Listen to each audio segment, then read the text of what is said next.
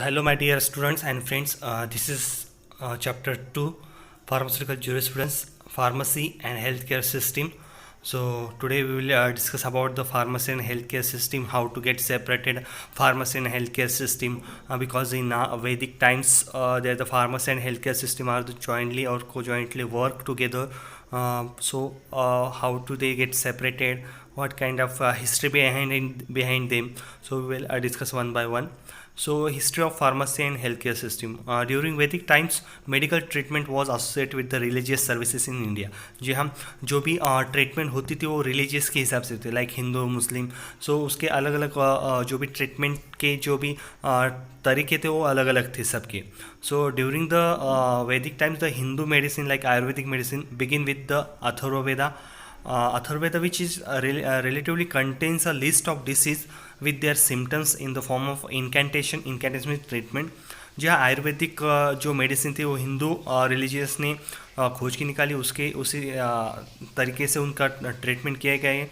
Right. वो जो शास्त्र था उसके पीछे का अथर्ववेद, उसमें लिस्ट ऑफ डिसीज थे और उसके symptoms and according that symptoms and diseases the treatment was follow according to the Atharvaveda. So this is the first Hindu medicine, Ayurvedic medicine. Atharvaveda start with the books which we refer for the disease and their symptoms and treatment. So after that, Rig Veda, many medicinal herbs are described and water is used as the best cure of the most disease. जी हाँ, ऋग्वेदा में जो बताया गया था कि medicinal herbs जो है या प्लांट से ऑप्टेन किए जो भी मेडिसिन है उसका उपयोग कैसे करें. उसी वक्त वाटर जो है, वाटर मेनली कंटेन यूज़ किया गया, वाटर थ्रू ट्रीटमेंट किए गए. राइट. डिकॉक्शन के लिए जो भी मेडिसिन है वो निकालने के लिए as the vehicle, most important vehicle for the giving the administration of the any drugs.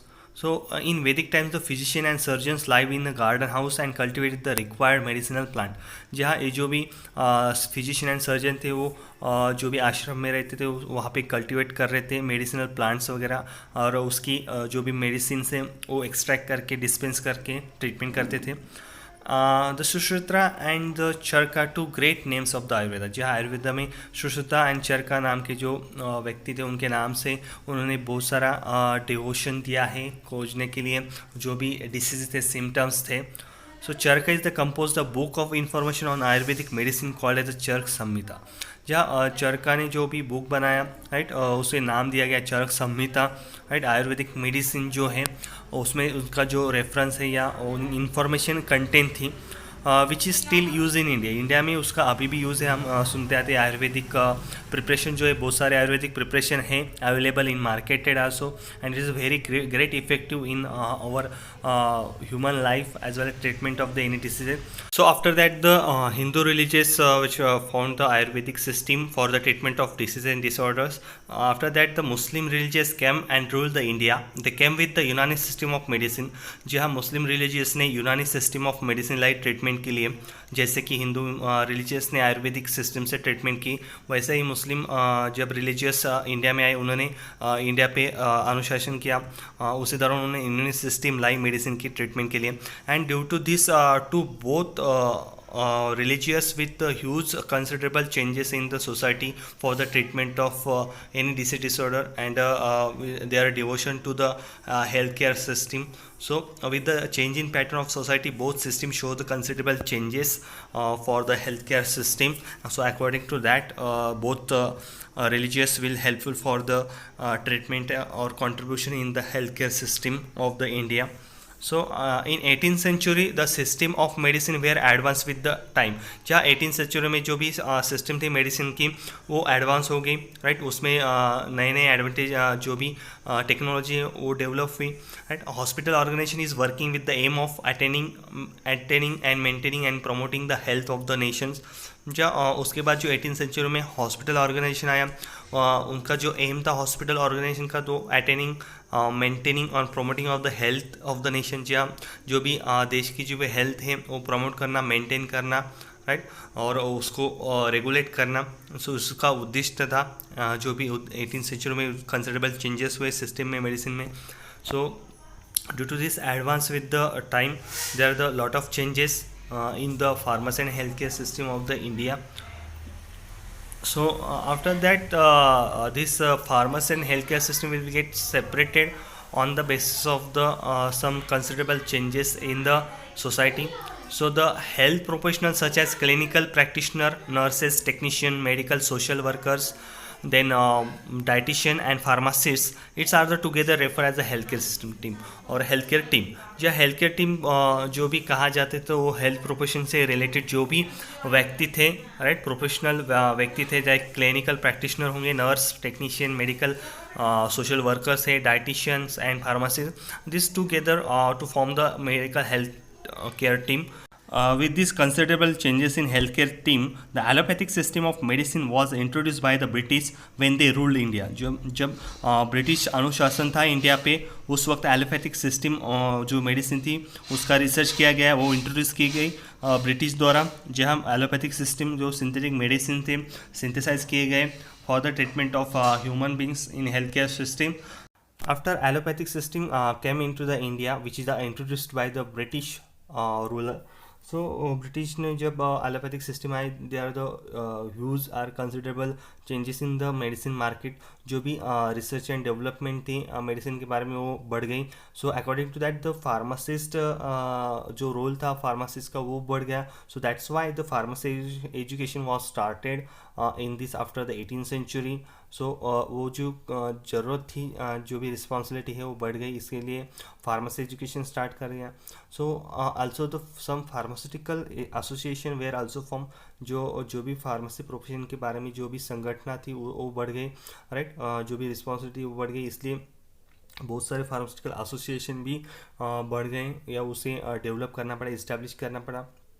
Now, according to that tendency, specialization has affected the separation of pharmacy from medicine. जी आप मेडिसिन से pharmacy जो department है वो separate किया गया.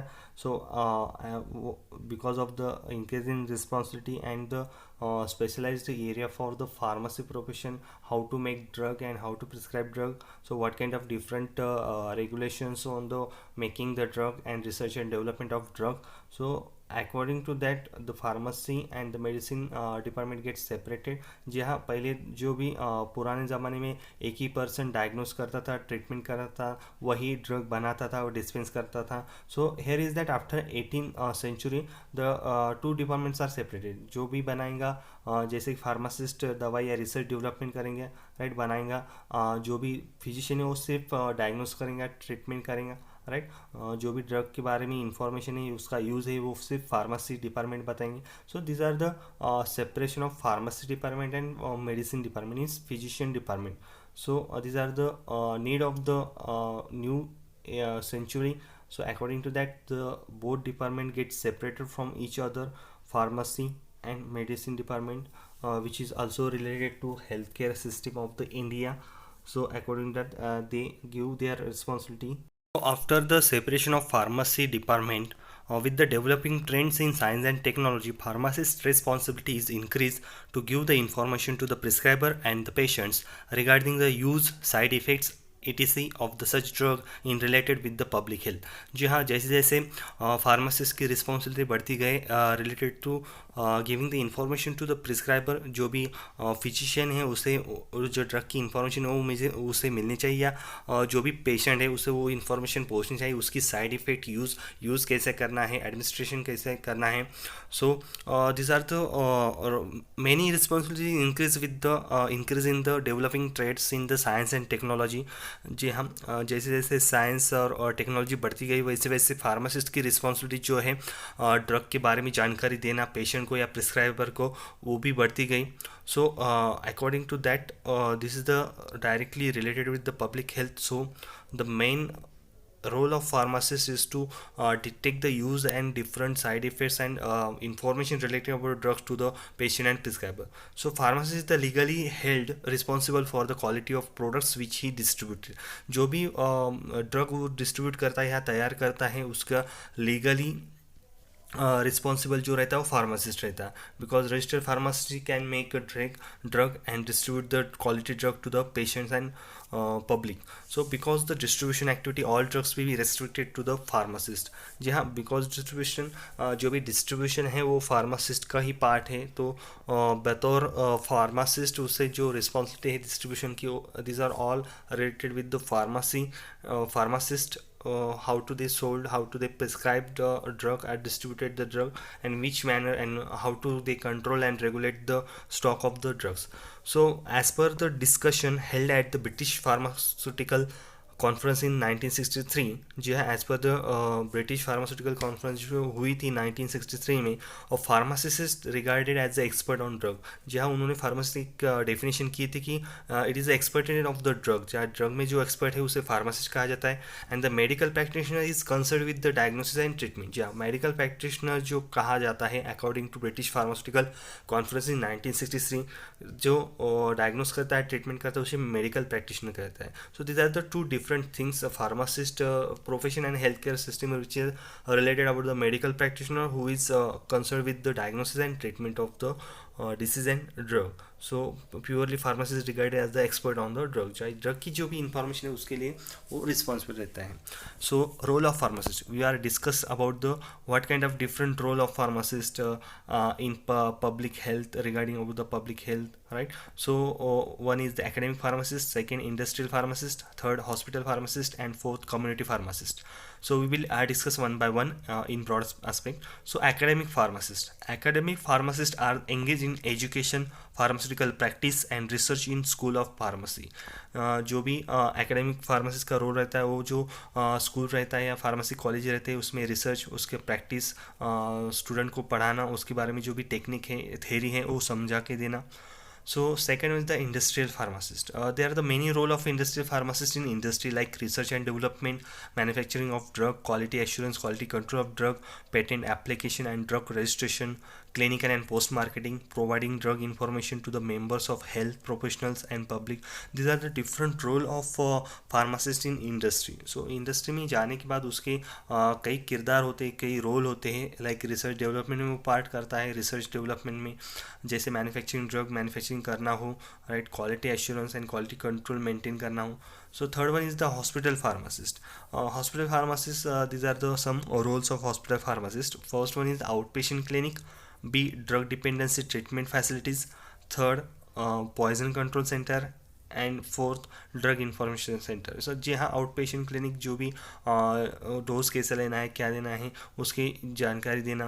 और drug dependency treatment जो भी डॉट है, कैंसर टाइप ऑफ थेरेपी है.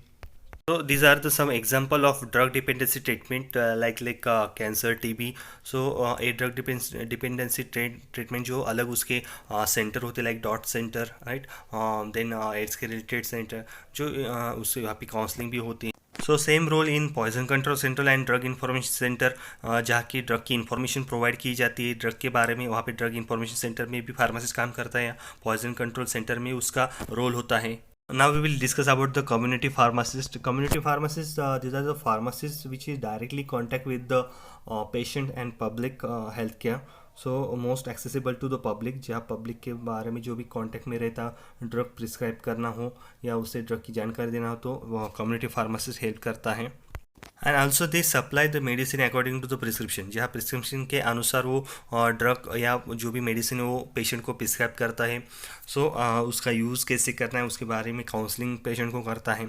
सो फार्मासिस्ट जो रहता है वो ब्रिज रहता है between the physician and the public, और we can say that the patient. जहाँ पेशेंट और जो भी डॉक्टर रहता है उसके फिजिशियन रहता है, उसके बीच में का जो ब्रिज रहता है वो फार्मासिस्ट रहता है. We will discuss or recall the summary of this chapter. So हमने देखा कि जो भी वैदिक टाइम था या आयुर्वेदिक या यूनानी सिस्टम थी, रिलीजियस के हिसाब से डिफरेंट सिस्टम थी. उन्होंने उनका कंट्रीब्यूशन हेल्थ केयर में दिया. पहले तो pharmacy and health care system एक ही था, जो भी डायग्नोस करेंगे, ट्रीटमेंट करेंगे, वही प्रिपेयर करेगा. But after the 18th century there are the lot of huge changes, and they will separated the pharmacy department and the medicinal department. Means physician department अलग हो गया। सो इस हिसाब से जो भी साइंस एंड टेक्नोलॉजी बढ़ती गई, सो उस जो भी रिस्पॉन्सिबिलिटी फार्मासिस्ट की वो बढ़ती गई। So we will see all different role of pharmacist like academic pharmacist, community pharmacist, industrial pharmacist, right, community pharmacist. These are the different role of pharmacist according to the increase their responsibilities. We will look the MSBT question, describe the different role of pharmacist, जो हमने just discuss किया था कि different of role of pharmacist, वो education वो MSBT के exam में पूछा जा सकता है। Thank you one and all.